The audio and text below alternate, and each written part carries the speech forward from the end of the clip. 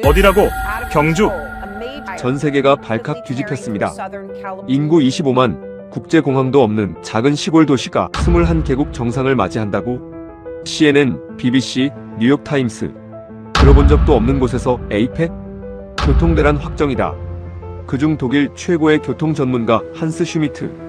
그는 경주 에이펙의 실패를 확신하며 직접 현장으로 향했습니다. 내가 가서 증명하겠다. 이건 재앙이 될 거라고.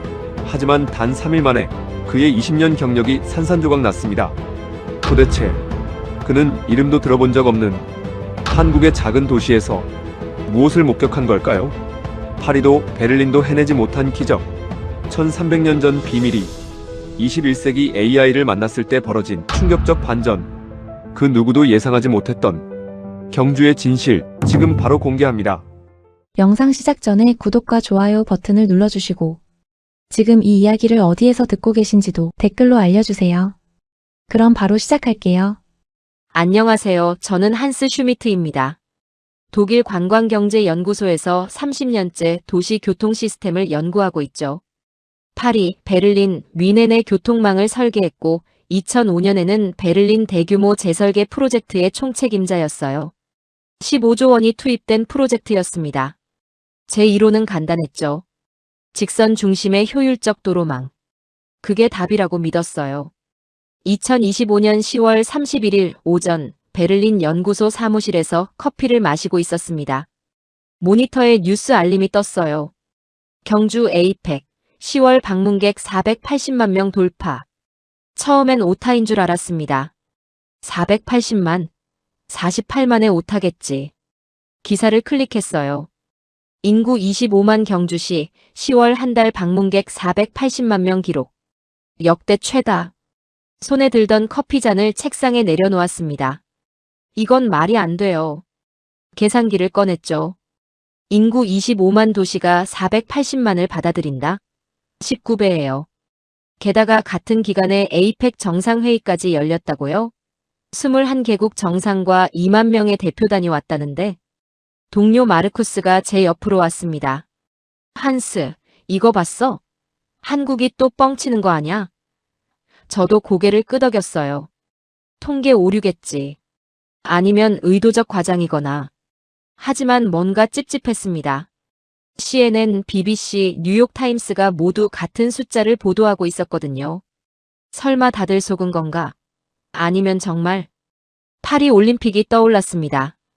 2024년 여름 인구 1,500만의 파리가 1,000만 관광객을 감당하지 못했죠. 메트로는 마비됐고 택시는 2시간을 기다려야 했어요. 샹젤리제는 사람들로 꽉 찼고 구급차도 못 지나갔습니다. 프랑스 정부는 비상사태를 선포했죠. 저는 그때 유럽교통학회에서 발표했어요. 대규모 이벤트는 인구 대비 최소 50배의 도로 용량이 필요하다. 모두가 박수를 쳤습니다. 제 이론이 맞다고요. 그런데 경주. 인구 25만에 480만. 도로 용량이 192배는 있어야 해요. 그게 가능할 리 없습니다. 게다가 경주는 국제공항도 없어요. 김해공항에서 1시간 거리죠. 고속도로 하나로 연결된 작은 도시예요. 이건 조작이야. 저는 확신했습니다. 마르쿠스도 동의했어요.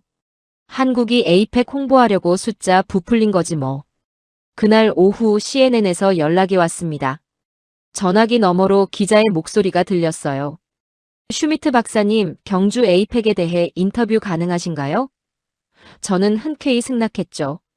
물론입니다. 30분 후 화상 인터뷰가 시작됐어요. 기자가 물었습니다. 경주가 480만 관광객을 받았다는데 어떻게 생각하세요? 저는 웃으며 대답했어요. 솔직히 말하면 믿기 어렵습니다. 파리도 실패했는데 인구 25만 도시가 통계에 오류가 있거나 과장된 겁니다. 만약 사실이라면요? 기자가 다시 물었죠. 저는 잠시 생각했습니다. 그리고 단호하게 말했어요. 사실일 리 없습니다.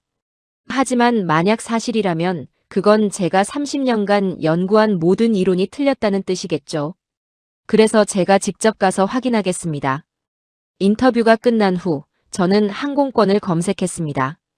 베를린 마이너스 인천 직항. 11월 3일 출발. 클릭했어요.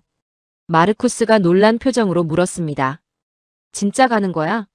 가야지. 이게 조작인지 확인해야 해. 그날 밤 연구소 게시판에 글을 올렸습니다. 경주 에이펙 현장 검증 마이너스 11월 3일 출발. 댓글이 달리기 시작했어요. 한스, 시간 낭비 마. 한국관광청 돈 받은 거 아냐? 조작 확실한데 왜 가? 하지만 저는 가야 했습니다. 30년 경력이 걸린 문제였으니까요. 만약 경주가 정말 480만을 감당했다면 제 이론은 무너집니다. 베를린 프로젝트 15조 원도 실패작이 되는 거예요. 노트북에 경주 지도를 띄웠습니다. 작은 도시였어요.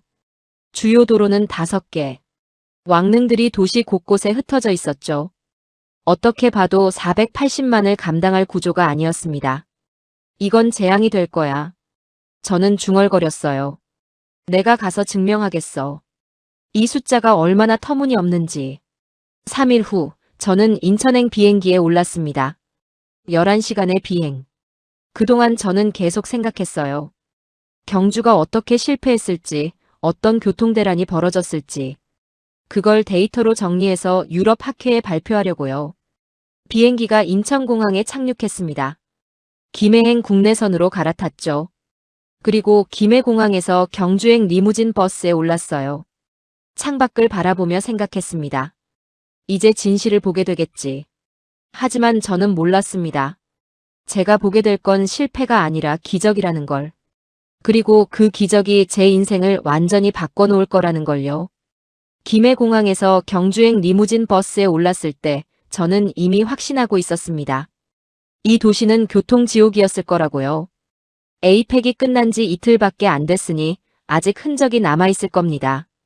정체 구간, 임시 신호등, 혼란의 흔적들이요. 버스가 출발했어요. 고속도로로 진입했죠. 저는 스톱워치를 켰습니다. 시속, 정체 시간, 차량 밀도. 모든 걸 기록하려고요.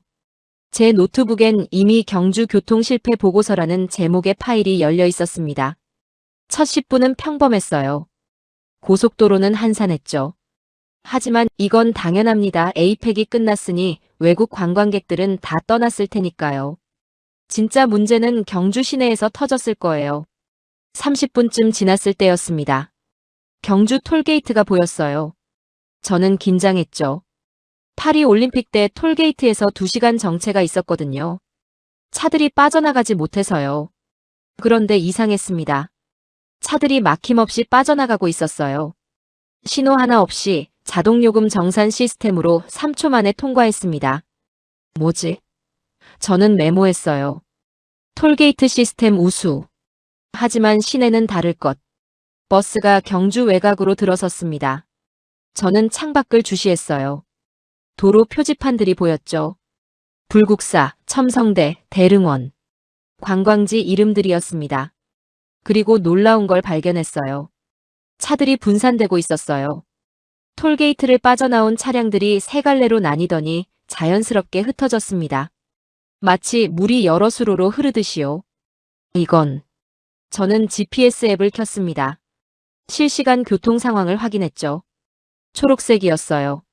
모든 도로가 원활했습니다. 빨간색 정체 구간이 하나도 없었어요. 에이펙이 끝난 지 이틀밖에 안 됐는데 뭔가 이상했습니다. 버스 기사님께 물었어요. 실례지만 에이펙 때 교통이 어땠나요? 기사님이 백미러로 저를 보며 웃었습니다. 외국 분이신가 보네요. 괜찮았어요. 평소랑 비슷했죠. 평소랑 비슷하다고요? 제 목소리가 높아졌어요. 21개국 정상과 2만 명이 왔는데요. 기사님이 고개를 끄덕였습니다. 네, 그래도 괜찮았어요. 경주시에서 뭔가 시스템을 잘 만들어놨나 봐요. 저는 믿을 수 없었습니다. 시스템? 무슨 시스템이 인구 25만 도시를 500만 도시로 만들 수 있단 말인가요? 경주 시내로 들어갔습니다. 제 예상으로는 여기서부터 정체가 시작될 거였어요. 좁은 도로, 관광객들, 신호등. 파리의 악몽이 재현될 거라고요. 하지만 달랐습니다. 도로가 곡선이었어요. 직선이 아니라 부드럽게 휘어진 곡선.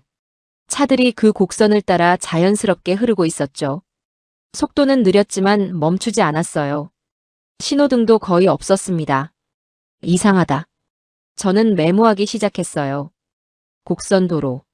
신호등 최소화. 하지만 정체 없음. 어떻게? 그때 창밖으로 거대한 둥근 언덕이 보였습니다. 버스 기사님이 말했어요. 대릉원이에요. 신라 왕릉들이죠. 언덕. 아니, 왕릉이 도시 한복판에 있었어요. 5개, 6개. 아니, 10개가 넘었습니다. 그리고 저는 발견했어요. 차들이 왕릉 사이로 지나가고 있다는 걸요. 왕릉과 왕릉 사이 그 공간으로 도로가 나 있었습니다. 마치 미로처럼요.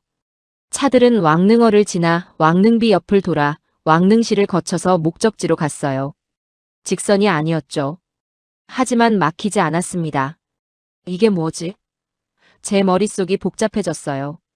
도시계획 이론상 이건 말이 안 됩니다. 장애물이 많을수록 교통은 느려져요. 그런데 경주는 왕릉이라는 거대한 장애물 투성이인데도 차가 잘 흘러가고 있었어요. 호텔에 도착했습니다. 힐튼 경주 에이펙대. 트럼프 대통령이 묵었다는 곳이죠. 체크인하면서 프론트 직원에게 물었습니다. 에이펙대 정말 교통이 괜찮았나요? 직원이 밝게 웃었어요. 네, 시청에서 AI 시스템 돌렸다고 하더라고요. 실시간으로 차량 분산한다나 뭐라나. 덕분에 저희도 출근 문제 없었어요. AI 시스템, 차량 분산. 저는 더 궁금해졌습니다. 어디서 그 시스템을 볼 수 있나요? 직원이 명함을 건넸어요. 경주시 스마트시티팀 박준혁 팀장님한테 연락해보세요. 외국 전문가들한테 설명 많이 하신대요. 방에 들어와 명함을 내려다봤습니다. 박준혁 스마트시티 팀장. 전화번호와 이메일이 적혀 있었죠. 저는 바로 이메일을 보냈어요. 안녕하세요. 독일 관광경제연구소의 한스 슈미트입니다. 경주 교통 시스템에 대해 인터뷰하고 싶습니다. 노트북을 열고 오늘 본 것들을 정리하기 시작했습니다. 제목은 여전히 경주 교통 실패 보고서였어요. 하지만 쓸 내용이 없었습니다. 실패가 없었거든요. 창밖을 바라봤습니다. 해가 지고 있었어요. 왕릉들 위로 노을이 펼쳐졌죠.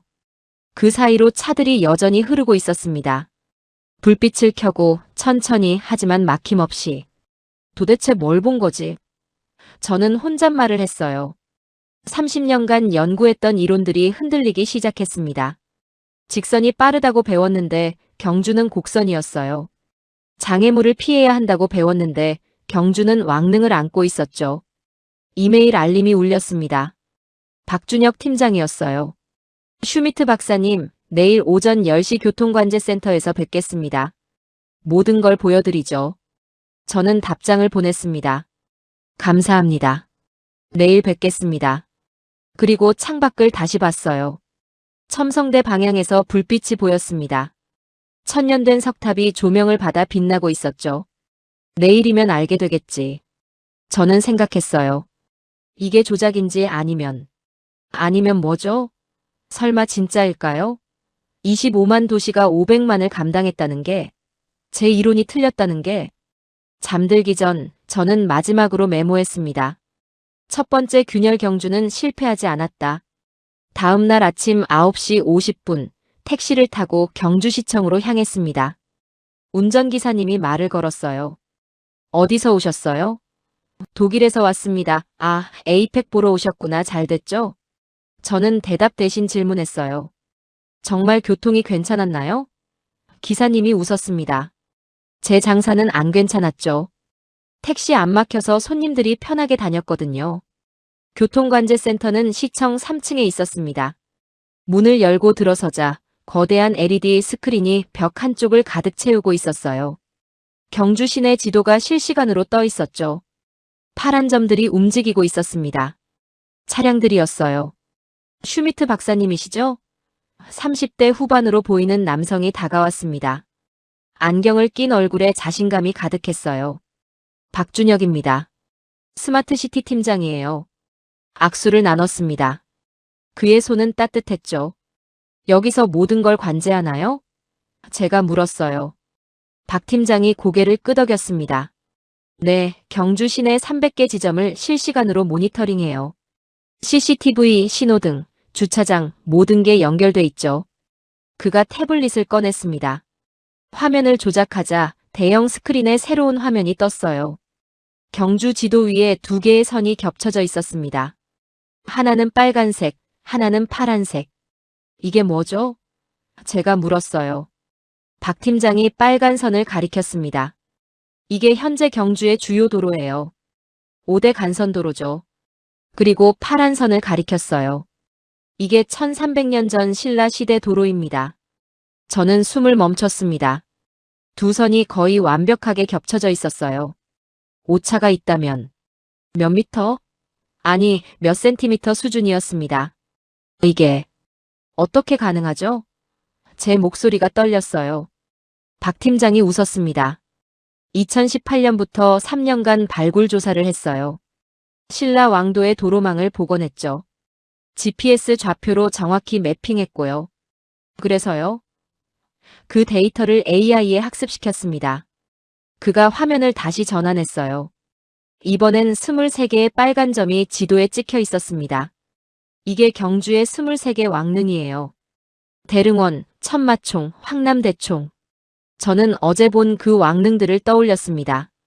도시 곳곳에 흩어져 있던 거대한 언덕들. 왕릉이 교통과 무슨 상관인가요? 박 팀장이 진지한 표정을 지었어요. 왕릉은 단순한 무덤이 아닙니다. 신라인들은 왕릉을 도시의 숨구멍으로 설계했어요. 왕릉 주변엔 항상 빈 공간이 있죠. 그 공간이 자연스러운 완충지대가 되는 겁니다. 완충지대? 네. AI가 실시간으로 차량 밀도를 측정해요. 특정 구역에 차가 몰리면 자동으로 왕릉 주변 도로로 우회시킵니다. 신호등 하나 안 바꾸고요. 내비게이션 앱을 통해서요. 제 머릿속이 하얗게 변했습니다. 이건 천재적인 발상이에요. 파리는 개선문 하나로 차를 모았죠. 그래서 정체가 생겼고요. 하지만 경주는 23개의 분산 지점이 있었던 겁니다. 그럼 에이펙 때는? 제가 물었어요. 박 팀장이 새로운 데이터를 띄웠습니다. 3중 레이어 시스템을 가동했어요. 화면에 3개의 색깔 선이 나타났습니다.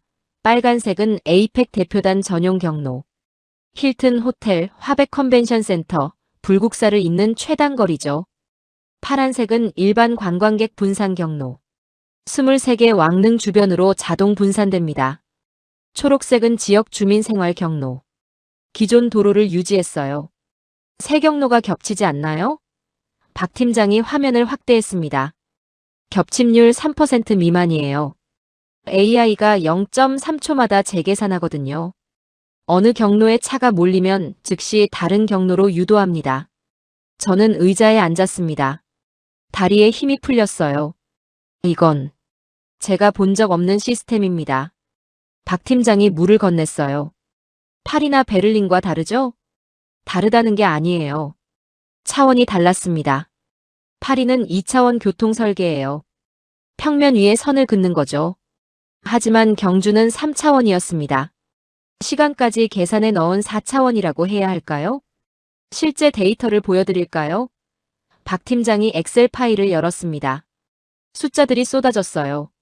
에이펙 기간 교통사고 0건, 평균 이동시간 18분, 에이펙 이전 16분, 최대 정체시간 4분, 대중교통 이용률 68%, 평소 45%, 주민 만족도 83%.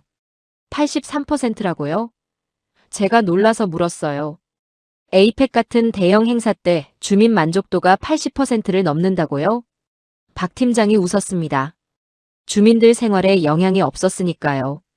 출근길도 퇴근길도 장 보러 가는 길도 다 평소와 같았어요. 저는 파리를 떠올렸습니다. 올림픽 때 파리 주민 만족도는 23%였어요.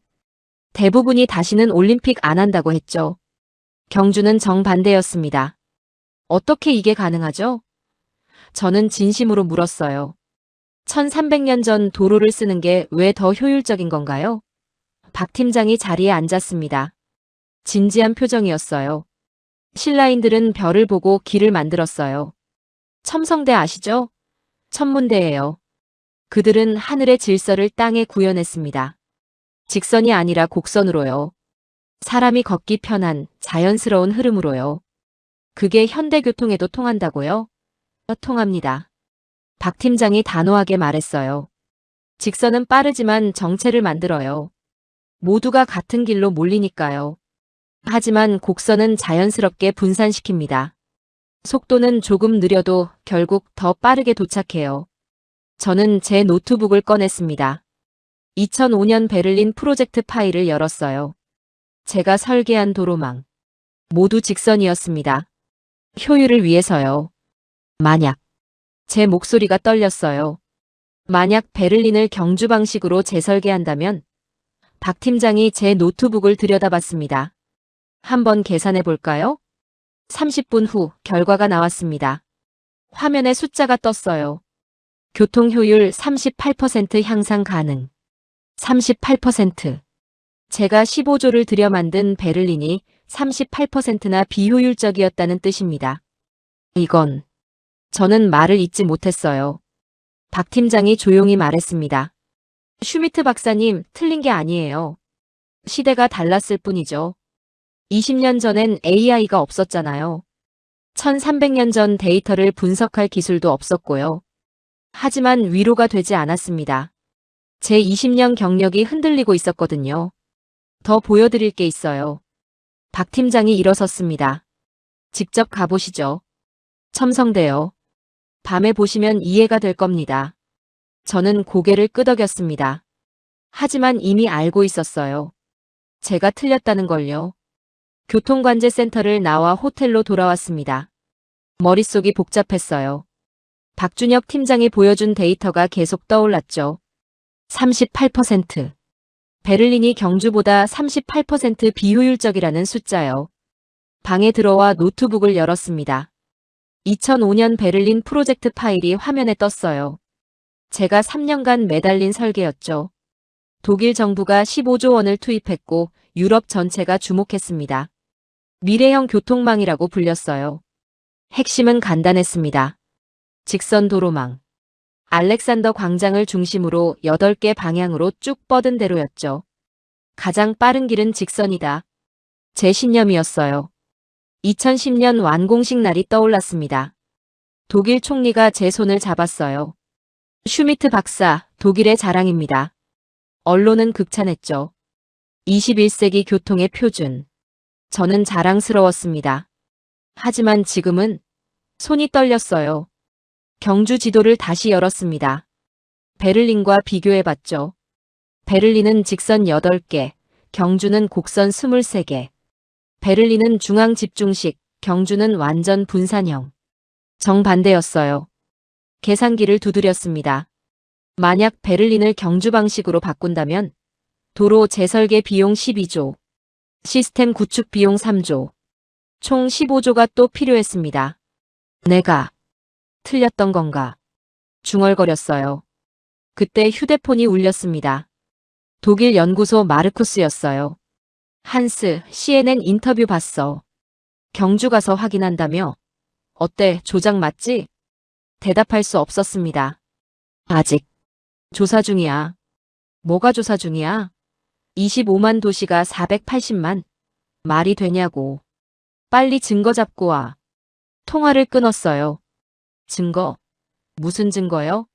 제가 본 건 완벽한 시스템이었는데요. 창밖을 봤습니다. 대릉원 왕릉이 보였어요. 저녁 조명을 받아 빛나고 있었죠. 그 주변으로 차들이 흐르고 있었습니다. 막힘없이 자연스럽게. 파리가 떠올랐습니다. 2024년 올림픽 때 제가 파리 시정부에 자문했었죠. 샹젤리제를 중심으로 직선 교통망을 강화하세요. 파리는 제 조언을 따랐어요. 결과는 역대 최악의 교통대란. 샹젤리제에 모든 차가 몰렸고 2시간씩 정체됐습니다. 프랑스 정부는 저를 비난했죠. 하지만 저는 변명했어요. 파리의 도로 구조 문제다. 내 이론은 틀리지 않았다. 그런데 지금 경주를 보니 알겠어요. 제 이론이 틀렸던 겁니다. 노트북에 새 파일을 열었습니다. 제목을 입력했어요. 경주 vs 베를린 비교 분석. 타이핑을 시작했죠. 베를린 직선 8개, 중앙 집중, 효율 62%. 경주 곡선 23개, 완전 분산, 효율 100%. 손가락이 멈췄습니다. 이 데이터를 공개하면 독일 학계가 발칵 뒤집힐 거예요. 한스 슈미트가 자기 프로젝트를 부정했다고요. 더 심각한 건 파일 하단에 적힌 문장이었습니다. 베를린 재설계 시 교통 효율 38% 향상 가능. 38%. 이 숫자가 의미하는 게 뭔지 아세요? 15조로 만든 베를린이 불완전하다는 뜻입니다. 그리고 그 책임은 저한테 있어요. 휴대폰을 들었습니다. 박준혁 팀장에게 문자를 보냈어요. 내일 현장을 직접 보고 싶습니다. 불국사에서 첨성대까지 경로를 따라가고 싶어요. 답장이 왔습니다. 오전 9시에 호텔 앞에서 뵙죠. 직접 운전하면서 설명해 드릴게요. 노트북을 닫았습니다. 침대에 누웠지만 잠이 오지 않았어요. 천장을 바라보며 생각했죠. 20년. 제가 교통 전문가로 산 시간이에요. 그동안 얼마나 많은 도시에 자문했나요? 베를린, 파리, 뮌헨, 함부르크. 모두 제 이론대로 설계됐습니다. 직선 중심, 중앙 집중형. 그런데 만약 그게 다 틀렸다면, 만약 경주가 맞다면, 제 커리어가 무너지는 소리가 들렸습니다. 새벽 3시 다시 노트북을 켰습니다. 유럽교통학회 홈페이지에 들어갔어요. 제 논문이 올라와 있었죠. 직선 교통망의 효율성 연구 마이너스 베를린 사례. 다운로드 12만 회. 유럽교통학의 바이블이라 불렸습니다. 댓글을 읽었어요. 슈미트 박사 덕분에 우리 도시도 재설계했습니다. 직선 이론 정말 혁명적입니다. 가슴이 답답했습니다. 제 이론을 믿고 따른 도시들. 그들도 다 틀린 길을 간 건가요? 창밖이 밝아오고 있었습니다. 잠을 한숨도 못 잤어요. 세면대에 가서 찬물로 얼굴을 씻었습니다. 거울에 비친 제 모습. 52세, 100발이 늘었네요. 오늘 확인하자. 거울 속 제게 말했어요. 경주 도로를 직접 달려보자. 정말 곡선이 더 나은지. 하지만 이미 알고 있었습니다. 박준혁 팀장의 데이터가 거짓말할 리 없으니까요. 시계를 봤습니다. 오전 7시. 2시간 후면 진실과 마주하겠죠. 제 15조짜리 실수와도요. 오전 9시 박준혁 팀장이 호텔 앞에서 기다리고 있었습니다. 그의 차는 현대 SUV였어요. 타세요. 오늘은 제가 가이드입니다. 불국사로 향했습니다. 저는 GPS를 켜고 경로를 확인했어요. 직선 거리 12km. 하지만 실제 도로는 18km였죠. 1.5배 더 멀었습니다. 이렇게 돌아가는데 빠르다고요? 제가 물었어요. 박 팀장이 웃었습니다. 시간 재보시죠. 출발했어요. 도로는 완만한 곡선이었습니다. 왕릉을 지나고 연못을 돌고 다시 왕릉 사이로 빠져나갔죠. 신호등은 거의 없었어요. 19분 후 불국사에 도착했습니다. 19분이요? 저는 놀랐어요. 직선 도로였으면 25분 걸렸을 겁니다. 신호등 대기 때문에요. 박 팀장이 설명했죠.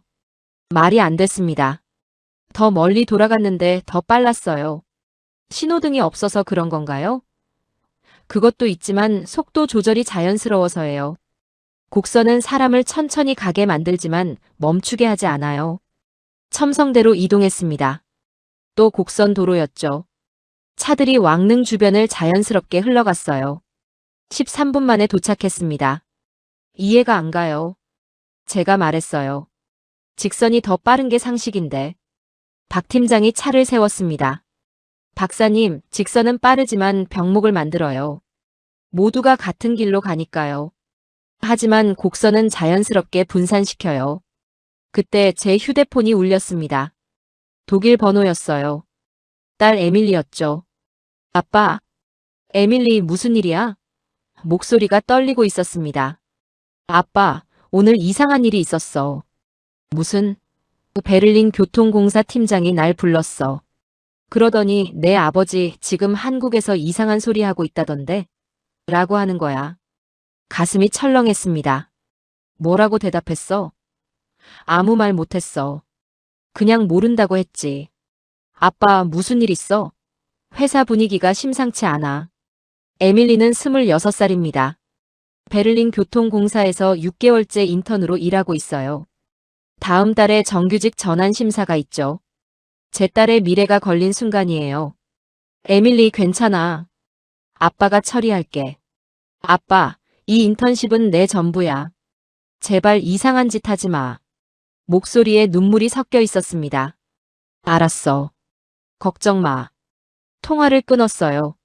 손이 떨렸습니다. 박 팀장이 조용히 물었어요. 가족분이신가요? 딸입니다. 베를린 교통공사에서 인턴 중이에요. 아. 그가 상황을 이해한 듯 고개를 끄덕였습니다. 박 팀장님. 제가 말했어요.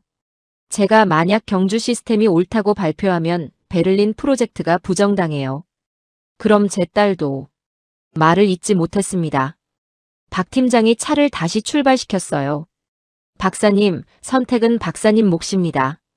진실을 말할지 침묵할지. 침묵이 흘렀습니다. 호텔로 돌아왔습니다. 방에 들어오자마자 또 전화가 울렸어요. 아내 잉그리드였습니다. 한스, 에밀리한테 들었어. 당신 지금 뭐 하는 거야? 잉그리드, 나는 그냥 연구를. 연구?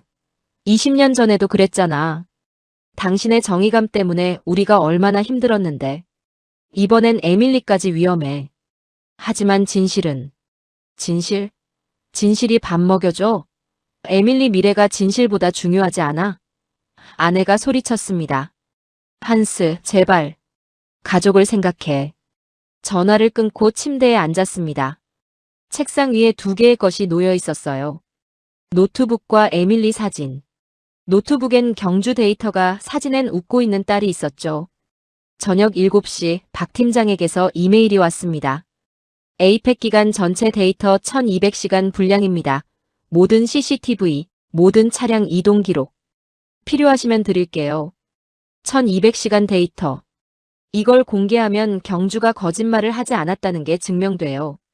하지만 동시에 베를린이 틀렸다는 것도 증명되죠. 휴대폰을 내려다봤습니다. 에밀리가 보낸 마지막 문자가 있었어요. 아빠, 사랑해. 아빠가 옳은 일한다는 거 알아. 근데 이번엔 나 좀 생각해줘. 눈물이 났습니다. 52년을 살면서 이렇게 힘든 선택은 처음이었어요. 딸의 미래와 진실. 둘 중 하나를 포기해야 했습니다. 새벽 2시까지 잠을 못 잤습니다. 계속 생각했어요. 내가 침묵하면 에밀리는 정규직이 되겠죠. 하지만 나는 평생 거짓 속에서 살아야 해요. 내가 진실을 말하면 유럽 학계가 저를 공격할 겁니다. 에밀리도 피해를 받을 거예요. 하지만 적어도 거짓말은 아니에요. 아침 6시 결심했습니다. 에밀리에게 전화했어요. 에밀리, 아빠가 한 가지 물어볼게. 아빠가 거짓말로 너를 지키는 것과 진실로 싸우는 것 중 어느 걸 원해? 긴 침묵이 흘렀습니다. 그리고 딸이 울먹이며 말했어요. 아빠. 아빠가 옳은 일하는 걸 원해요. 회사는 다시 찾으면 돼. 근데 아빠 명예는 하나뿐이잖아. 전화를 끊고 노트북을 열었습니다. 박 팀장에게 답장을 보냈어요. 1200시간 데이터 주세요. 모두 공개하겠습니다. 이제 돌아갈 수 없는 강을 건넜습니다. 오전 8시 이메일 알림이 폭발했습니다. 50개, 100개, 200개. 모두 같은 제목이었어요. 슈미트 박사, 이게 사실입니까? 첫 번째 이메일을 열었습니다. 유럽 도시계획학회 회장 페터 슈바르츠였어요. 한스, 자네 CNN 인터뷰 영상이 유럽 전역에 퍼지고 있네. 경주를 칭찬했다던데. 정신이 있나? CNN 인터뷰? 저는 어제 인터뷰를 하지 않았는데요. 유튜브를 검색했습니다. 영상이 떠 있었어요. 3일 전 제가 했던 CNN 화상 인터뷰였죠. 경주는 불가능하다고 말했던 그 영상. 그런데 밑에 새 영상이 올라와 있었습니다. 제목 한스 슈미트, 경주에서 입장 바꾸다. 누가 찍은 거죠? 어제 첨성대에서 박 팀장과 대화하던 장면이었어요. 곡선이 더 효율적일 수 있다는 제 말이 녹음돼 있었습니다. 조회수 50만. 댓글이 폭주하고 있었어요. 슈미트가 한국한테 매수당했다. 베를린 프로젝트 사기극 아니냐? 15조 돌려내라. 심장이 빠르게 뛰었습니다. 휴대폰이 울렸어요. 독일 연구소장이었습니다. 한스, 지금 당장 설명해. 소장님, 제가. 닥치게. 페터 슈바르츠가 긴급 기자회견을 열었어. 자네를 공개 비난하고 있다고. 컴퓨터로 생중계를 켰습니다. 베를린 프레스센터. 페터 슈바르츠가 단상에 서 있었어요. 60대 백발의 권위자죠. 그가 서류를 들어올렸습니다. 여러분, 충격적인 사실을 공개합니다. 한스 슈미트는 경주시로부터 항공권과 호텔을 제공받았습니다. 이것은 명백한 금전 매수입니다. 거짓말이었어요.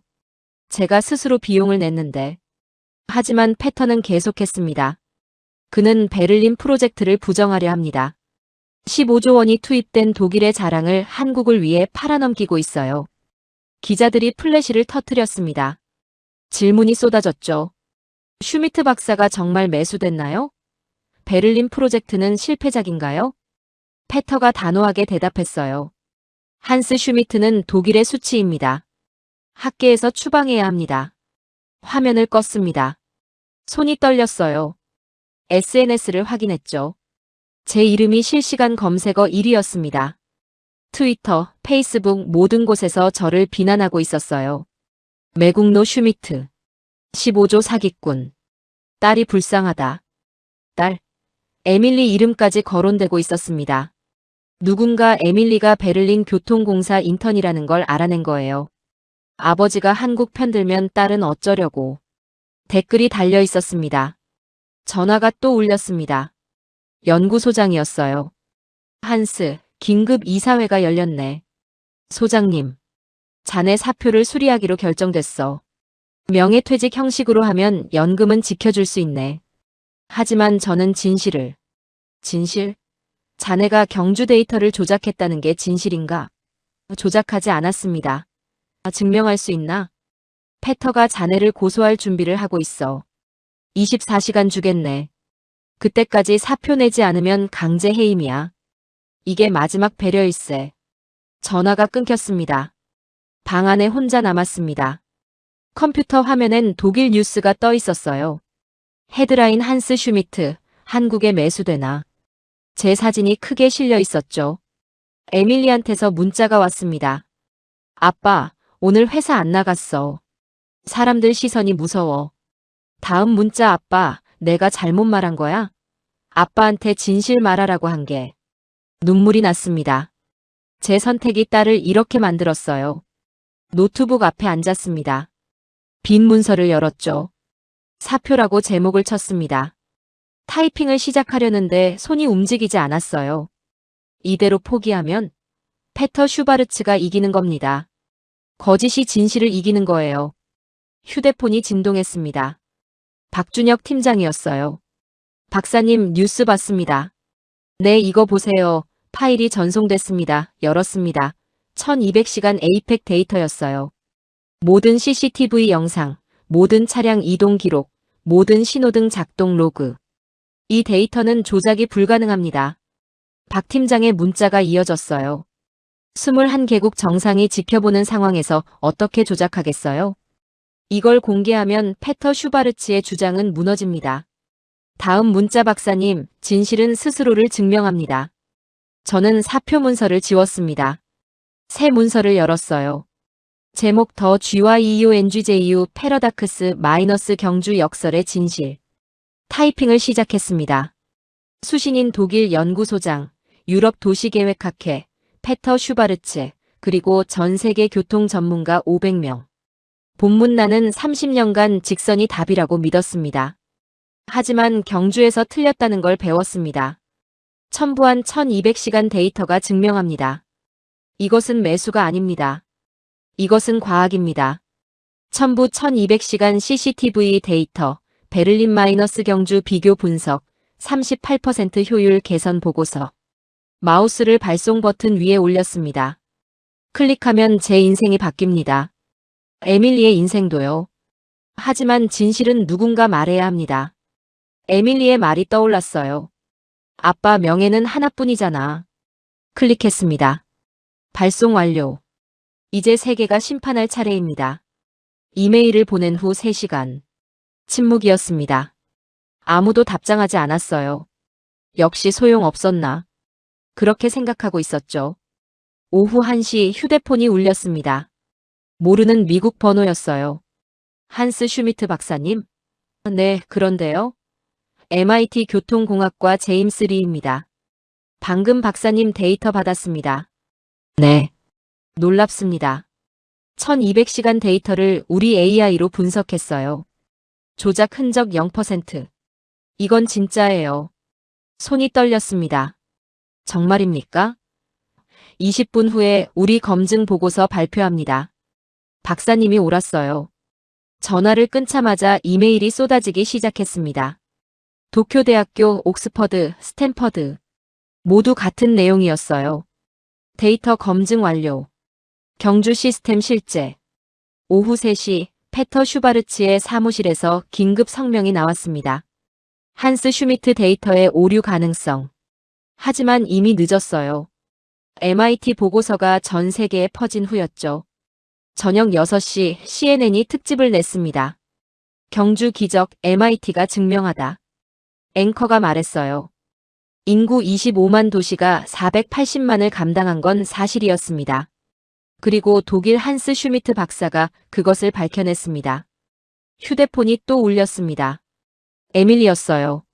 아빠. 목소리가 밝았습니다. 회사에서 연락 왔어. 팀장이 사과했어. 그리고 정규직 제안했어. 정말? 응. MIT 보고서 보고 태도가 완전히 바뀌었대.